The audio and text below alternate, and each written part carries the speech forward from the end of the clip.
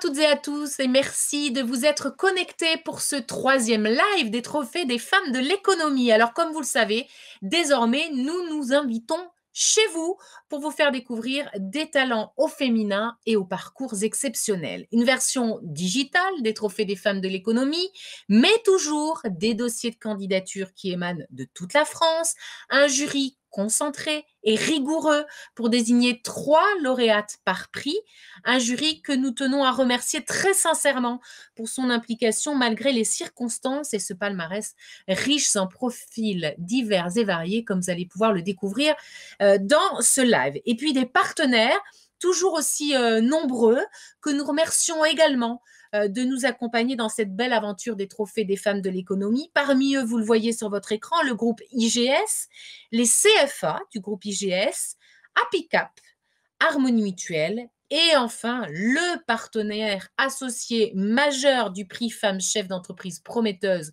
que nous allons remettre ce soir. J'ai nommé la Caisse d'épargne dont nous retrouverons dans quelques instants le directeur des marchés entreprises dans quelques instants donc pour nous détailler les engagements de la Caisse d'épargne dans l'entrepreneuriat. Un grand merci donc à notre jury et à nos partenaires.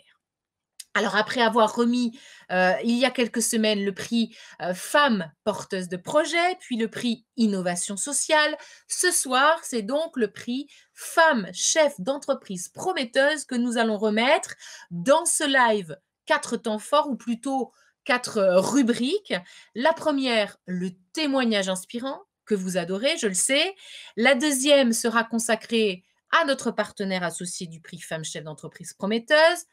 Troisième rubrique, évidemment, celle de la découverte du palmarès tant attendu.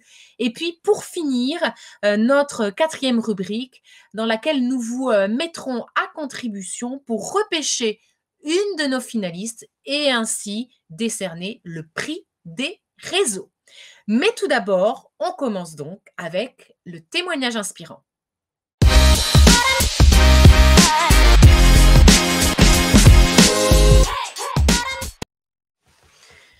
Bonsoir Chloé Hermarie et merci d'avoir accepté de témoigner pour nous ce soir. Vous êtes la fondatrice et CEO de l'ADA Tech School. C'est quoi l'ADA Tech School ? ADA Tech School, c'est une école d'informatique en 2 ans, qu'on dit féministe, mais accessible à toutes et à tous. Ça veut dire plusieurs choses. La première chose, ça veut dire que notre mission, c'est celle d'intégrer les femmes à l'informatique et puis de les y retenir, on pourra y revenir, tout en étant accessible à tous les genres.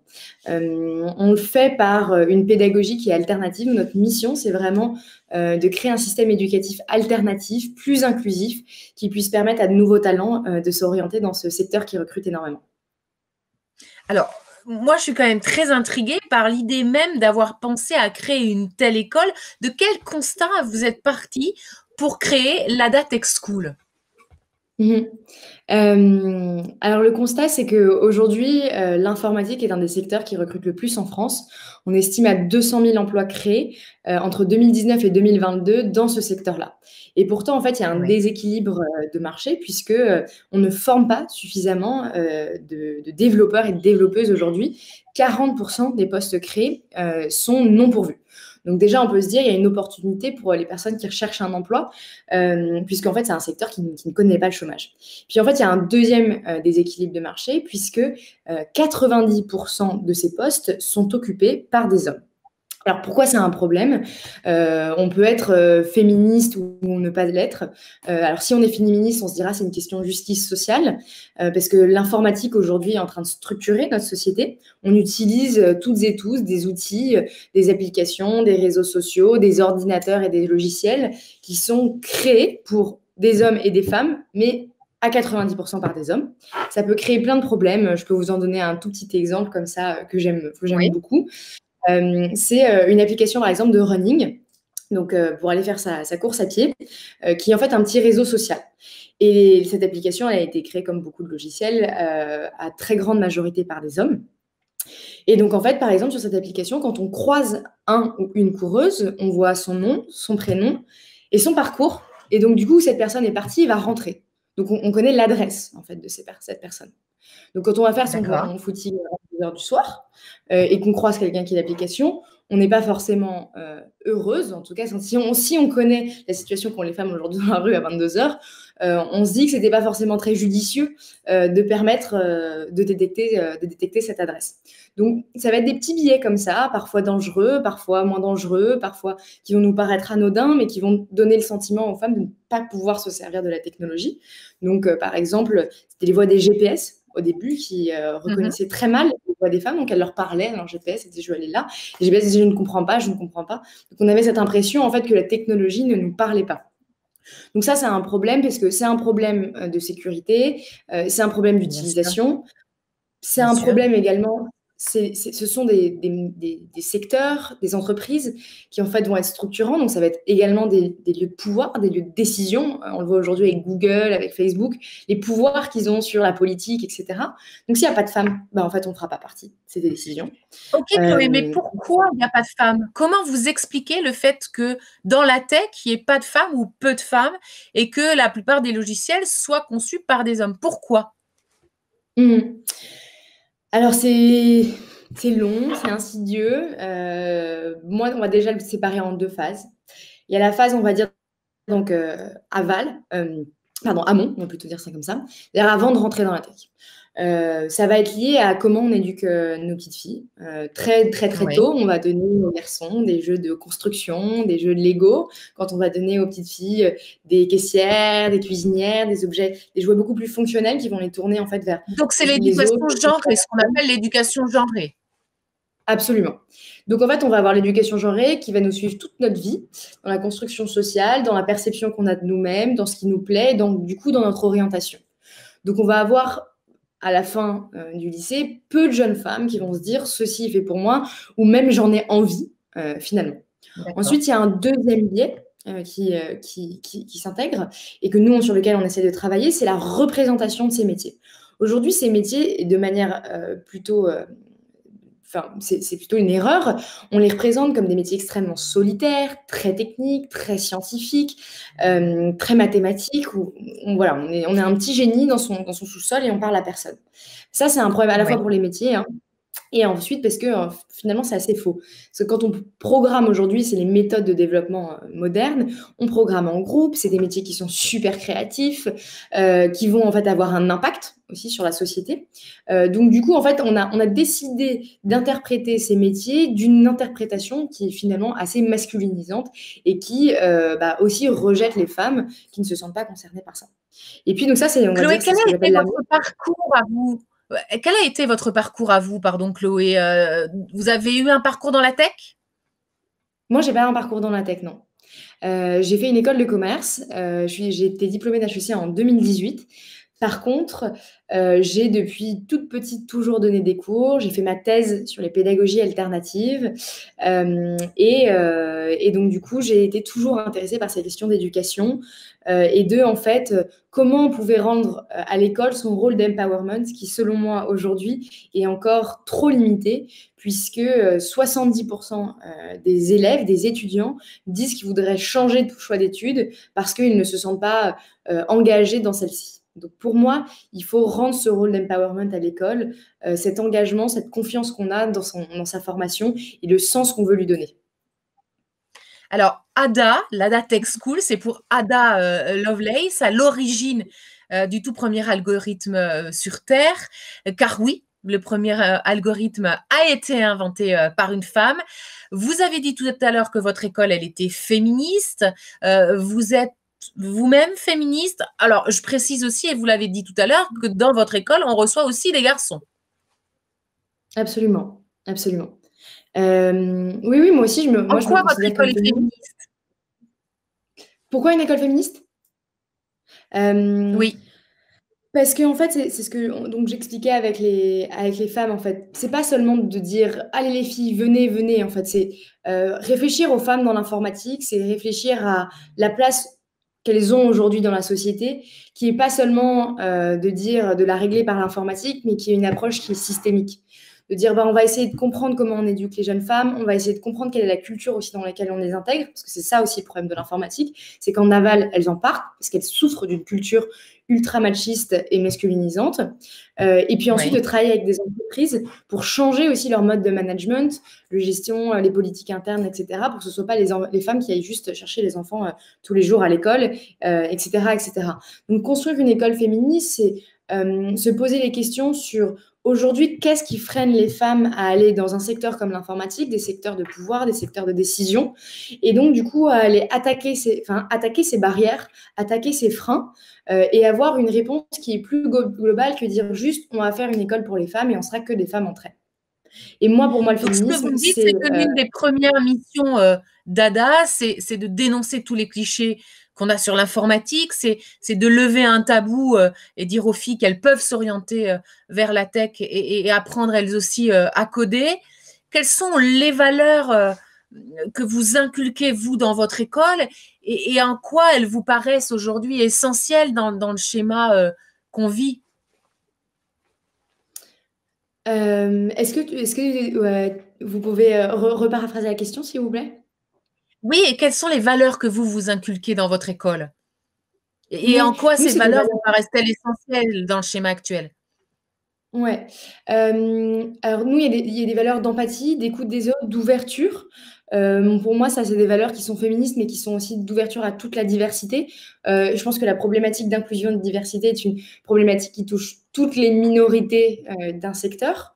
Oui. C'est une problématique aussi de redéfinition de l'excellence.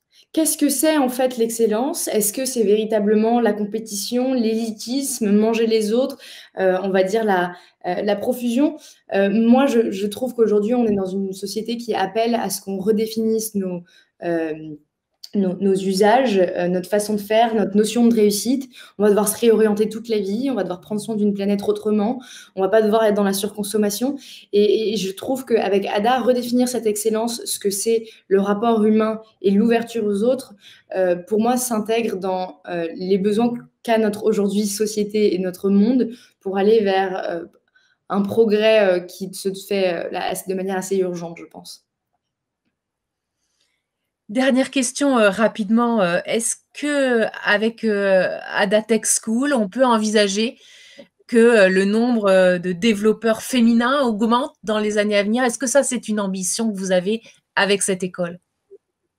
Ah oui, bien sûr. Oui, aujourd'hui, on a 70% de candidatures féminines dans notre école, ce qui est le large inverse des ratios d'écoles d'informatique. On a 70% de jeunes femmes dans nos écoles. Nous, maintenant, l'ambition, ça va être d'augmenter nos volumes d'élèves. On a 30 élèves. En un an, on a une trentaine d'élèves. On devrait être une cinquantaine à la fin de l'année. Donc j'en appelle à que vous en parliez et que les femmes de l'économie en parlent autour d'elles pour les personnes qu'elles connaissent qui veulent apprendre l'informatique. On fait d'ailleurs une rentrée en janvier et j'espère qu'on pourra inverser la tendance d'ici quelques années. Eh bien, c'est tout le mal qu'on vous souhaite. On est évidemment derrière vous et les trophées des femmes de l'économie. Tenez à ce que vous témoignez ce soir. Merci beaucoup, Chloé Hermary. Et je précise qu'évidemment, l'ADA Tech School a un site internet que je vous invite à visiter pour en apprendre davantage. Merci beaucoup, Chloé Hermary, et à très bientôt. Merci. Au revoir. Tout de suite, gros plan sur le partenaire de notre prix du jour, le prix Femme chef d'entreprise prometteuse.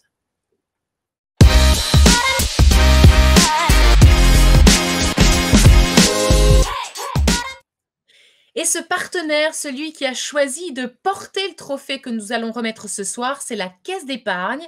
Et je suis ravie de vous présenter son directeur des marchés entreprises, le directeur marché entreprise de la Caisse d'épargne, Frédéric Cormeroy, qui nous fait le plaisir d'être en live avec nous et on l'en remercie. Bonjour Frédéric. Bonjour à tous et à toutes. Alors, les fidèles de cet événement que sont les trophées des femmes de l'économie le savent, hein, la Caisse d'épargne est l'un des partenaires historiques de notre événement. Pourquoi vous avez choisi d'être partenaire d'un tel événement? Oui, la Caisse d'épargne et le trophée des femmes de l'économie, c'est un partenariat de longue date. Je crois qu'on est partenaire depuis 2011. Tout d'abord parce qu'on partage les mêmes valeurs et plus particulièrement la la volonté de mettre en avant, de valoriser l'entrepreneuriat au féminin. Évidemment, la Caisse d'épargne accompagne de très longue date les entreprises et les associations de tous les secteurs d'activité, de toutes les tailles, là où elles se créent, se développent, créent de l'emploi et dynamisent le tissu économique et social. Mais aujourd'hui, nos charges d'affaires s'attachent aussi au quotidien, sur tous nos territoires, à ce que les femmes aient exactement les mêmes chances que les hommes d'entreprendre et de réussir dans l'entrepreneuriat. À la Caisse d'épargne, nous avons à cœur d'être utiles aux femmes entrepreneurs et c'est pour cela que nous avons conservé, développé ce partenariat au fil des années et puis développé plusieurs initiatives depuis 2017, comme par exemple la signature d'un second accord cadre avec l'État afin de porter le taux des femmes parmi les entrepreneurs à au moins 40%, avec un soutien actif au réseau d'accompagnement à la création et à la reprise d'entreprises par les femmes. Et puis aussi, je citerai un autre programme auquel on est très attaché qui s'appelle Femmes de talent, développé par les caisses d'épargne et qui donne la parole à des sportifs de haut niveau et à des femmes entrepreneurs. Alors cette année plus particulièrement, dans cet événement, des trophées des femmes de l'économie, vous avez choisi, je le disais en préambule, de porter, d'être le partenaire du prix que nous remettons ce soir, le prix Femmes chefs d'entreprise prometteuses. Pourquoi ce prix en particulier et pas un autre? Eh bien oui, et nous sommes ravis d'être partenaires de la catégorie Femmes chefs d'entreprise prometteuses, qui met en lumière 6 talents au féminin, 6 talents très différents et au parcours remarquable, qui nous ont séduits. Très vite, il nous est apparu évident de valoriser le parcours de ces femmes dirigeantes prometteuses qui ont créé ou fondé leur structure depuis simplement quelques années parce qu'on sait que les premières années dans une aventure entrepreneuriale, elles sont souvent les plus complexes. Et ça nous paraissait important d'apporter notre soutien et nos encouragements à ces femmes de talent. Et puis, ce prix valorise des femmes qui, pour moi, ont eu le courage d'exprimer leurs ambitions, leurs envies, en s'écartant des standards, des schémas habituels, en dépit des difficultés et de l'adversité, et aussi en combattant probablement certaines forces intérieures qui les limitaient dans leurs ambitions ou leurs projets. Et je pense qu'à ce titre, elles sont de formidables sources d'inspiration pour beaucoup d'autres femmes et aussi des hommes. Sans aucun doute, elles susciteront beaucoup de vocations. Et voilà, c'est pour toutes ces raisons qu'on a eu l'envie à la Caisse d'épargne de nous associer à ce prix, à ce trophée. Et on en est évidemment, ravis, Frédéric. Alors en préparant cet entretien, parce qu'on a échangé, hein, vous et moi, sur cette formule que nous proposons cette année, vous m'avez, rappelé combien il était, important pour vous d'accompagner, vos clients dans cette crise sans précédent, que nous traversons, cette crise, sanitaire. Concrètement, comment la Caisse d'épargne, justement, est toujours aux côtés, de ses clients dans cette période inédite? Oui, merci Priscille. Effectivement, nous affrontons une crise sanitaire et économique inédite et qui, on le voit, touche de manière très différente dans le temps ou l'intensité les entreprises en fonction de leur activité, leur taille ou leur implantation géographique. Dans ce contexte, les banques et la Caisse d'épargne en particulier font partie de la solution. Elles l'ont prouvé depuis le mois de mars en soutenant massivement les entrepreneurs. Et c'est vrai qu'à la Caisse d'épargne, on a su apporter des réponses efficaces et rapides dès le début de la crise avec un arsenal de solutions pour aider les entreprises à payer les salaires, reporter les échéances de prêts, soutenir leur trésorerie avec le prêt garanti par l'État. Et puis, on a mis également à la disposition des entrepreneurs toutes nos expertises afin qu'elles puissent continuer à investir, se développer en structurant des solutions personnalisées de financement compatibles à leur capacité de remboursement. Je pense notamment à la facturage, le leaseback ou la fiducie. Et puis, la Caisse d'épargne innove pour toujours mieux accompagner ses clients. Un nombre croissant d'entreprises nous font confiance dans leur processus de digitalisation. Nous sommes aujourd'hui en capacité de leur offrir la possibilité de créer leur site internet commerçant de A à Z grâce à un partenariat exclusif signé par la Caisse d'épargne avec un leader mondial dans la création de sites marchands. Et puis, ça, c'est le message que j'ai envie de faire passer aujourd'hui à toutes les femmes entrepreneurs, à tous les entrepreneurs, c'est que la Caisse d'épargne est et restera toujours mobilisée aux côtés des entrepreneurs et des femmes entrepreneurs dans cette période extrêmement compliquée. Merci pour ce message qui est important, effectivement, dans cette période qui est compliquée. C'est important de savoir que vous êtes derrière les entrepreneurs. Merci Frédéric Cormeroy. Alors, je sais que comme moi et comme ceux Merci pour votre qui attention. sont connectés, vous êtes extrêmement impatients de découvrir le palmarès de ce soir. Eh bien, je vous propose, sans plus perdre de temps, de découvrir nos lauréates dans la catégorie femmes chefs d'entreprise prometteuses.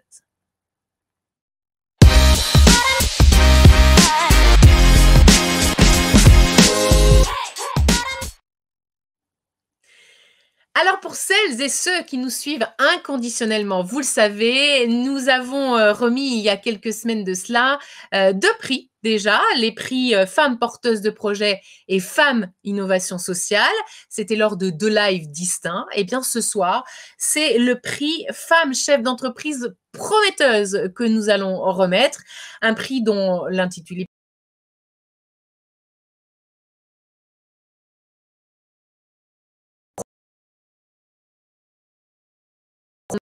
activité est innovante et même très utile. Alors, dans cette catégorie femmes chefs d'entreprise prometteuses, nous avons 6 nommées que je vous propose de découvrir en images. Regardez. La première, c'est Clara Fresnel, la cofondatrice d'Ideodata. Ensuite, Anne-Sophie Jiménez, la cofondatrice et présidente de WeDid.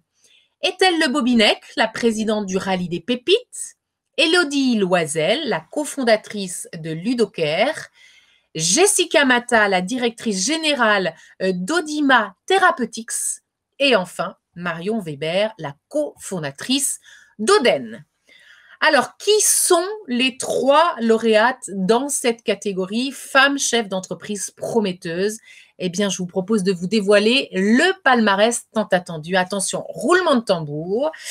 Les 3 lauréates du prix Femmes chefs d'entreprise prometteuses sont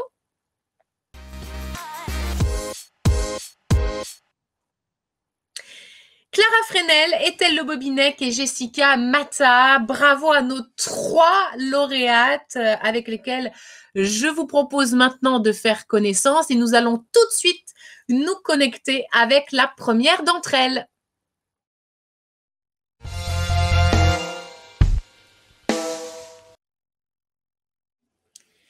Et en direct live de la région Auvergne-Rhône-Alpes, on se connecte avec donc notre première lauréate, Clara Fresnel, la cofondatrice d'Ideodata. Alors aujourd'hui, vous êtes responsable pédagogique de la formation Epitech Digital à Lyon, mais quand vous avez candidaté pour ce prix, vous étiez la directrice générale de Ideodata, qui développe donc des solutions d'alerte qui sauvent des vies, comme par exemple votre produit phare, le produit Dial. Clara, est-ce que vous pouvez nous en dire un peu plus sur ce produit? De quoi s'agit-il et comment ça marche? Oui, bonjour. Merci beaucoup de m'accueillir et encore merci pour ce prix. Je suis très touchée.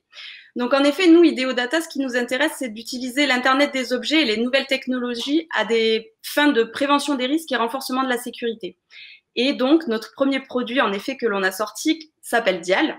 Et Dial, c'est quoi? C'est un bracelet d'alerte GPS destiné à la sécurité des pratiquants de loisirs nautiques. Donc, on a eu la chance de travailler avec des professionnels de la sécurité du nautisme, qui sont les sauveteurs en mer, avec qui on a développé ce produit, et également le designer Philippe Starr, qui nous a accompagnés sur le design du bracelet. Donc, comment ça marche, Dial? Dial, en fait, c'est une petite balise qui s'intègre donc dans un bracelet dont le pratiquant va s'équiper au poignet. Lorsqu'il part faire son activité, il va prévenir au préalable 1 à 3 personnes référentes. Ces personnes référentes, ça peut être quelqu'un de sa famille, des amis, son coach de sport. Et si jamais il rencontre une difficulté lors de son activité, il peut déclencher son bracelet en 3 secondes et son alerte avec sa position va être préalablement envoyée à ces personnes référentes. Personnes référentes qui vont pouvoir qualifier l'alerte, peut-être intervenir très rapidement si elles sont juste à côté, ou alors déclencher directement le partage de cette alerte avec les secours en mer qui vont avoir accès directement à la position de la personne, du pratiquant, et donc intervenir très rapidement. Alors, l'année dernière, avec Dial, vous avez participé au célèbre CES de Las Vegas pour présenter donc ce produit sur le marché international. Qu'est-ce que ça a donné? D'autant que je crois savoir que vous avez eu des pistes avec Apple. Oui, tout à fait. On a eu la chance l'année dernière donc de partir au CES, accompagné notamment de la Poste, puisqu'on faisait partie d'un programme qui s'appelle French IoT. Donc, on était 4 startups à être accompagnés. Et ce salon, en effet, c'était vraiment une chance de pouvoir y participer parce qu'on a pu montrer notre produit sur le marché international. Donc, rencontrer aussi bien des fournisseurs que des distributeurs. Et puis également, en effet, rencontrer des grands noms tels que Apple, avec qui on a eu une discussion très intéressante, puisqu'ils étaient notamment intéressés par tout le système d'exploitation qu'on avait développé sur cette gestion d'alerte et transmission de l'alerte au secours, et de pouvoir réfléchir peut-être ensemble à comment on pourrait adapter ça pour l'Apple Watch notamment. Eh bien, c'est quand même une très, très bonne nouvelle quand Apple commence à s'intéresser à un produit. Alors justement, quelles sont vos perspectives de développement? Comment vous voyez l'avenir à IDEO Data et pour ce produit en particulier qui est Dial?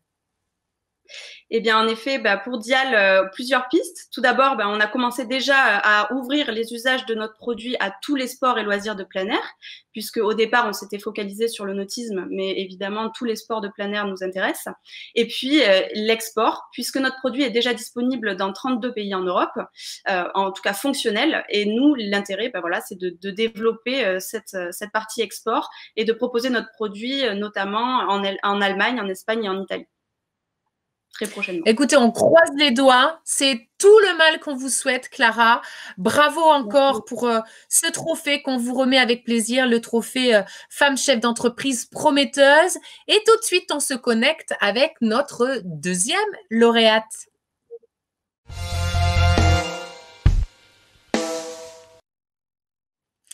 Bonjour Ethel de Bobinec, vous êtes la présidente du Rallye des Pépites et notre lauréate dans cette catégorie femme chef d'entreprise prometteuse. Un grand bravo. Je précise que vous êtes installée à Bordeaux, en Aquitaine. Je ne suis pas très loin de vous puisque moi je suis à Toulouse et je suis ravie de vous parler. C'est quoi le Rallye des Pépites précisément? Comment ça marche, Ethel? Bonjour Priscille. Alors, le Rallye des Pépites, c'est quoi? C'est un jeu de piste ouvert au grand public pour découvrir le patrimoine économique et industriel. Concrètement, c'est un samedi, on rassemble les équipages sur un village de départ et grâce à une application mobile que nous avons fait développer qui va servir de roadbook pour la journée, les équipages vont découvrir sur quel circuit d'entreprise ils vont tourner. Il faut savoir que pour des villes comme Bordeaux ou Pau, on va aller de 2 à 6 circuits d'entreprise, un circuit étant composé de 6 entreprises étapes. Et un rallye rassemble entre 200 et 800 participants. Voilà. Donc, le principe, c'est de rentrer dans les entreprises, découvrir leur activité sous la forme d'un vie ma vie. Ce n'est pas une visite d'entreprise. Et la cerise sur le gâteau, c'est qu'on gagne des points. Il y a un classement avec remise de prix en fin de journée. Voilà très rapidement le descriptif d'une journée riche en rencontres. Eh bien oui, effectivement. Alors, l'idée est ingénieuse. Comment elle vous est venue, cette idée et pourquoi ce Rallye des Pépites? Il est né comment? C'est quoi l'objectif? Alors, pour la forme déjà, le rallye, c'est quelque chose que j'avais déjà utilisé quand je me suis remariée en 2008 pour faire découvrir la région à mes amis. Bon, ça, c'est la première chose. Ouais. Sur le fond, il y a 2 déclencheurs. J'étais à l'époque directrice du réseau Entreprendre. C'est une association qui accompagne des créateurs d'entreprises qui crée à minima 5 à 10 emplois. Nous recevions peu de candidatures portées par des femmes. Force est de constater que la femme va plutôt créer son propre emploi. Et puis, et donc dans ce cadre-là, j'ai essayé de faire témoigner systématiquement quand on me demandait de présenter des jeunes entrepreneurs, un homme et une femme. Voilà. Et puis, l'autre élément déclencheur, c'est que j'ai participé au Rallye des Gazelles. Donc, c'est un événement qui promeut la place de la femme et qui dit à la femme d'oser. Voilà. Et c'est comme ça que le Rallye des Pépites est né, une conjugaison de tous ces éléments, puisque le Rallye des Pépites, c'est un jeu de piste dans les entreprises qui permet de montrer par l'exemple la place de la femme. Et donc, toutes nos pépites vont partager nos valeurs et donc, on va aller chercher systématiquement une femme chef d'entreprise, une entreprise qui a cassé le plafond de verre, qui a permis à des femmes de monter en responsabilité. On va rencontrer des entreprises qui promeuvent les métiers dits masculins. Je pense à Michelin qui cherche à recruter des femmes ouvrières ou alors des entreprises qui travaillent leur RSE, l'égalité professionnelle. Je pense à Thales ou Legrand qui travaillait par exemple à l'égalité des salaires. Voilà. Alors, au départ, ce projet était bénévole et associatif, si je comprends bien. Aujourd'hui, c'est donc une entreprise à part entière. Je précise que vous avez été labellisé Tour de France de l'égalité. Alors, rapidement, est-ce qu'on peut revenir sur qui sont vos clients, votre cible, et surtout, quelles sont vos perspectives de développement? En quelques mots. Oui, effectivement. Ce projet associatif s'est transformé en belle aventure entrepreneuriale. Donc, j'ai créé mon entreprise avec Clara Momon, mon associée, il y a 3 ans maintenant. Donc, nous en sommes fiers. L'objectif, c'était de pérenniser cet événement qui avait un fort impact social. Aujourd'hui, nous sommes présents sur 5 villes, donc Bordeaux, Pau, Limoges, Toulouse, Châtellerault-Poitiers. Notre ambition, c'est d'aller sur le territoire national. À notre actif, effectivement, quand on parle de projets d'entreprise, on a déjà plus d'une 150aine d'entreprises qui nous ont suivis en tant que pépites. Voilà. C'est un marché multi-cible puisque les entreprises, nous les trouvons grâce aussi au public que nous allons leur apporter pour visiter leur entreprise. Et puis, nous sommes soutenus effectivement par l'État dans le cadre, via la délégation droits des femmes, par les régions, donc Nouvelle-Aquitaine et Occitanie aujourd'hui, et puis aussi les agglomérations. Voilà. Eh bien, un grand bravo. On vous souhaite d'essaimer partout sur le territoire, que des rallyes des pépites aient lieu un peu partout en France. Bravo en tout cas pour ce trophée. On vous félicite. Et tout de suite, on se connecte avec notre 3e lauréate.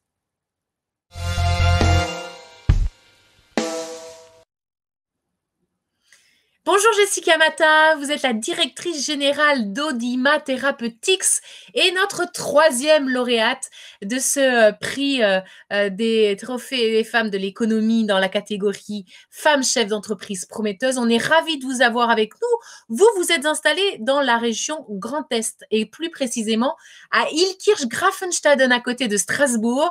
Merci beaucoup d'être avec nous.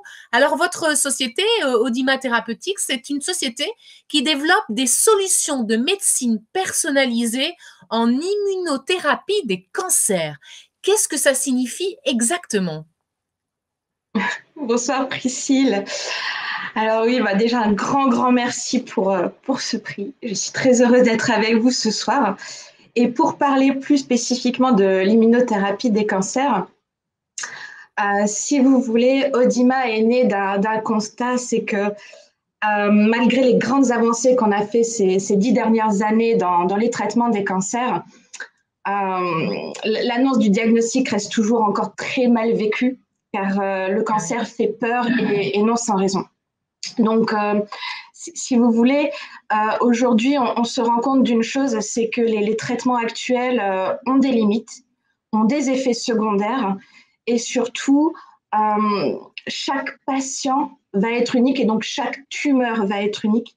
Et si on ne passe pas par une médecine individualisée et personnalisée, on n'arrivera pas à améliorer significativement les chances de guérison portées par chaque patient.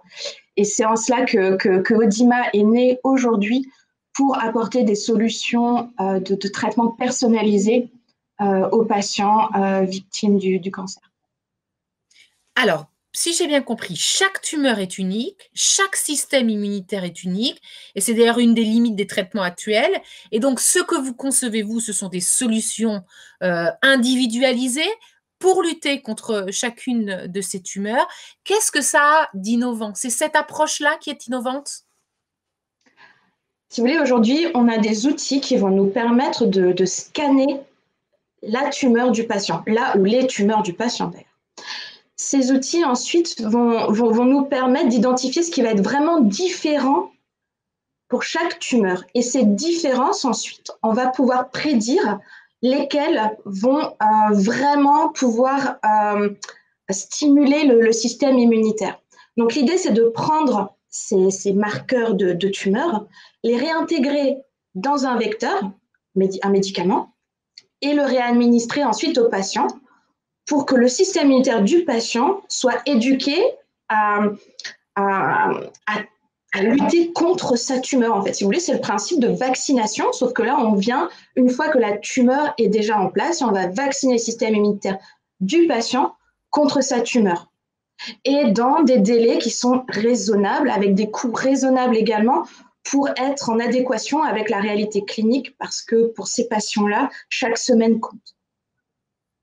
Merci pour cet effort de pédagogie parce que c'est effectivement très clair quand vous en parlez.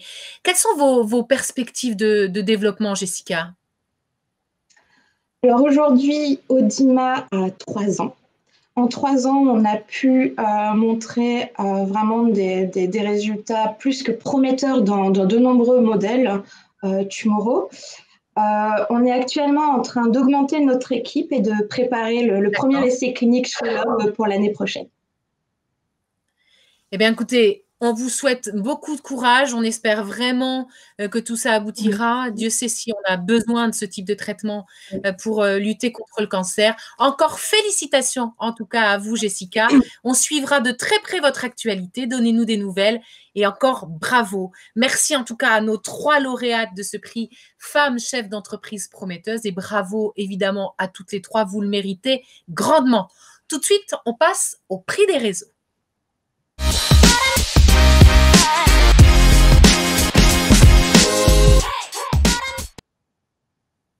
Alors, le prix des réseaux, c'est quoi? Eh bien, vous le savez, si vous êtes des fidèles, c'est l'occasion pour vous de repêcher une de nos finalistes. Une finaliste, attention, qui n'est pas lauréate, ce qui veut dire que vous allez avoir le choix entre 3 personnes. Je vous les présente. Tout d'abord, Anne-Sophie Gimenez, la cofondatrice et présidente de We Did, qui est à Toulouse, en Occitanie. Élodie Loisel, qui est cofondatrice de Ludocare à Écully, en Auvergne-Rhône-Alpes. Et enfin, Marion Weber, la cofondatrice d'Oden à Paris, en Île-de-France. Alors, pour pouvoir les départager, il faut évidemment que vous en sachiez un petit peu plus sur elles. Vous les avez découvertes d'ores et déjà sur notre site internet et sur nos réseaux sociaux, mais pour celles qui n'auraient pas eu l'occasion d'aller se connecter, je vais vous en dire un petit peu plus et vous présenter donc nos 3 finalistes que vous allez donc devoir départager d'ici quelques minutes. La première, c'est donc Anne-Sophie Gimenez, la cofondatrice et présidente de We Did Immersive, qui est la première marketplace de formation soft skill en réalité virtuelle pour développer ses compétences comportementales par la pratique. Et puis, il y a Élodie Loisel, la cofondatrice de Ludocare, une entreprise qui développe des solutions innovantes et ludiques pour les patients atteints de maladies chroniques. Il faut savoir que 20 millions de personnes en France sont atteintes par ces maladies. Et puis Marion Weber, qui est donc la cofondatrice d'Oden, qui est une marque française de cosmétiques naturels développée avec des producteurs de nos régions et à base de plantes françaises. Alors voilà, vous allez devoir maintenant choisir entre ces 3 finalistes. Laquelle souhaitez-vous repêcher? À laquelle souhaitez-vous voir attribuer le prix des réseaux? Eh bien, c'est à vous de jouer maintenant. 20 secondes pour voter, pas une de plus. On lance le chrono, vous êtes prêts? C'est parti!